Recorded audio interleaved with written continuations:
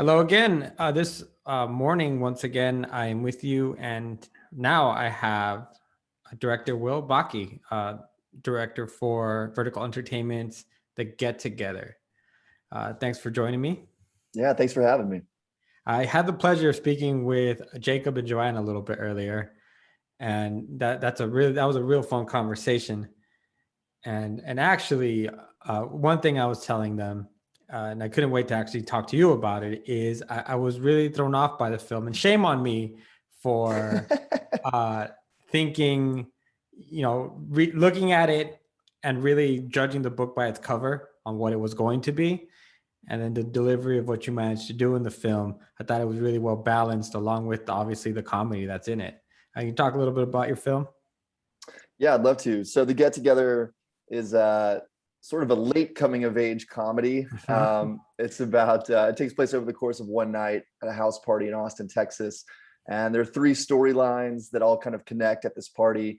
Has a bit of a Linklater feel to it, and then it all takes place in one night. But yeah, it covers a couple different characters, really just their time in their 20s. Our first character, August, has just moved to a new town. She's trying to fit in and find friends, and that's something everyone can kind of relate to when they, either graduate college or kind of move to a new town. And the second chapter is about Damien and Betsy, who are in love, and they're back in town in Austin for the night, and they kind of get swept up going to this party, and it kind of throws off Damien's plans to propose to Betsy. And the last chapter is about sort of a failed musician played by Alejandro Rose Garcia, also known as Shaky Graves, who's actually a very successful musician, but it's about him trying to get the love of his life back. So all these stories kind of play in, and yeah, it was a lot of fun to shoot. I felt that it was really grounded in a really good way. And then you still managed to get a little bit of that over the top comedy. I was telling Jacob that I enjoyed all his pool scenes. They're really funny. He's in the and pool a but lot. but I didn't expect for it to be, like I said, a little bit grounded.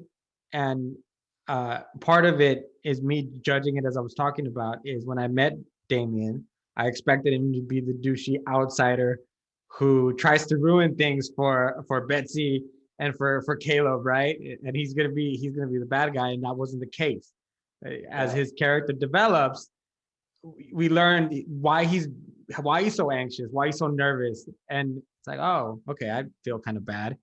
And then the other thing was McCall and even Betsy uh, inner fight with, well, not really McCall, but more Betsy. You see it in her about being a little guilty about not being part of that old community and having moved on. Can you talk about that balance in characters that you guys have that really made for a, yeah, this could really happen in any town America? Yeah, I mean, especially, the movie's based on just my experiences here in Austin, and Austin's a very transient city. And so you have people kind of coming and going all the time. And some people go and they come back. And there's kind of a funny moment in the movie where she's like reuniting with friends, and one of the guys just like, dude, where have you been? I haven't seen you in Mhm. forever. And she's like, I moved like 2 years ago. And it's kind of just true to life. Like when you're in your 20s, everyone's just kind of doing their own thing and hanging out, and not paying too much attention to like the bigger picture and what everyone's doing. And so it's kind of a reunion for her, Mhm. in a way. And now that she's kind of moved on, Austin has just historically been sort of a Peter Pan city. Everyone stays pretty young and light and fun. And there's something about kind of branching out and leaving Austin Mhm. that makes you feel like you're growing up a little bit. So to come back, it just kind of draws on that nostalgia of your 20s and being young and not knowing what to do with your life yet. And so that's what I wanted to capture, especially Mhm. in her storyline of, which world do I want to live in? Do I want to kind of put things off and be young forever and have a good time with all these friends, or do I want to like pursue my dreams? And so that's where a lot of her tension is. Yeah, absolutely. And would you say, I want your opinion. Is there something wrong with maybe disconnecting yourself from relationships to focus on yourself, focus on your dreams? And do you think the friends have a valid reason to be upset with that choice that like Betsy makes? Yeah, I think, when you're in your early 20s, you're really trying to figure out who you are, and everyone's kind of doing that together. And so I think on the one hand, you can feel like someone's sort of abandoning that and abandoning that dream of just, growing close in community and friendship. But for the most part, you kind of recognize when someone has their heart set on something like a dream, and you want that for them. You want the best for them. And one of Betsy's best friends in the movie, her name's Sky, is kind of the voice of reason of like, we all knew you had to get out of here, because you're talented and you're passionate and you needed to go pursue that dream. And whether you end up falling on your face and coming back, or you make it, in New York and you want to stay there, like, we're going to love you either way. So. Yeah, that's a good point. How do you balance out the comedy? Because you don't want to be too over the top, but at the same time, you don't want to be too mellow. How, as a director, do you make sure you have that just enough?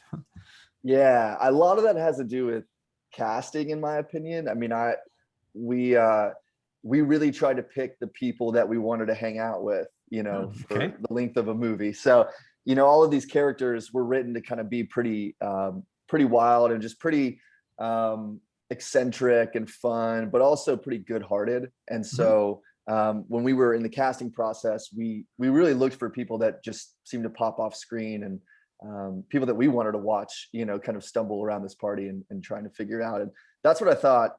One of the biggest inspirations for this movie was Dazed and Confused, Richard Linklater's film. And that film was just such a great hangout. You just felt like you were with all your friends, and that's kind of what we wanted to capture here.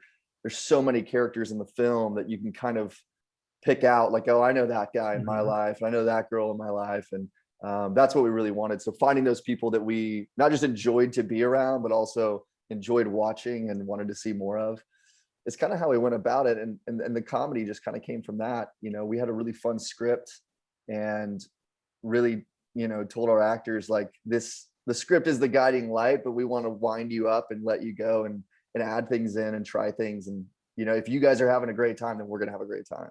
So it would seem, and I don't mean to sound disrespectful or anything on this, maybe the question's going to come off wrong. You guys are filming a movie about hanging out in the backyard. It's a party. Like I said, it seems like something I would have gone to, or maybe still go to, and feel the same way as some of the characters. Is there any challenges in filming something like that, where it just seems so chill and just like a typical Friday night?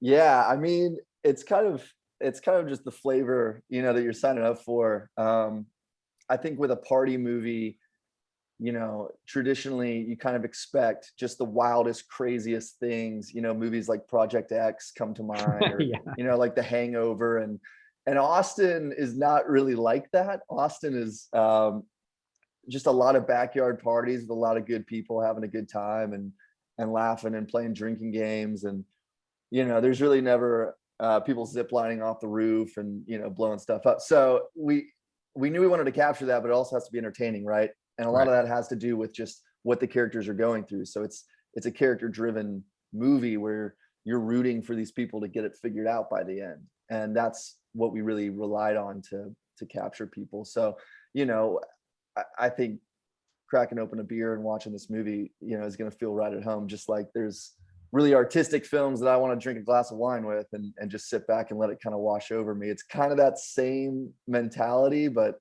more Texas, more Austin. I think from my point of view, I completely got that. I was going to mention, I appreciated the fact that I felt like I wanted to go to my fridge, crack a beer, and sit back. And because sometimes that's what you do at these backyard events. You see all these people with their drama, and you're just back there, and man, they're just going through that over here, and they're going through over here. But yeah, it's usually never somebody ziplining or jumping, flipping off of a roof or anything like that. I like the fact that it captures a grounded feel of what a backyard get together would be, and some of the problems that are unfolding because of all the relationships that are involved. Because in a neighborhood, you're going to have exes, you're going to have people who are falling out, but you're still the same watering hole, right? Yeah. The cops come. It's not some big heist to keep it going. It's usually like, all right, we'll turn it down a little bit. It's usually, it's pretty normal stuff. So, yeah. What do you, last question, what do you hope audiences take away? I know we talked a little bit about it, but just to wrap it up, what do you hope audiences take away from? Man, I think especially right now, I hope that they just have a good time and remember how much fun it is to get together with friends. I think coming off the pandemic, that's what we really wanted to see was, man, it's time to get back together. And it's time to enjoy people and sort of return to, just normalcy and enjoying one another. And so I hope this movie is a big, breath of fresh air. There's nothing political in it or Right. nothing too serious, man. You should be able to watch it and have a really good time.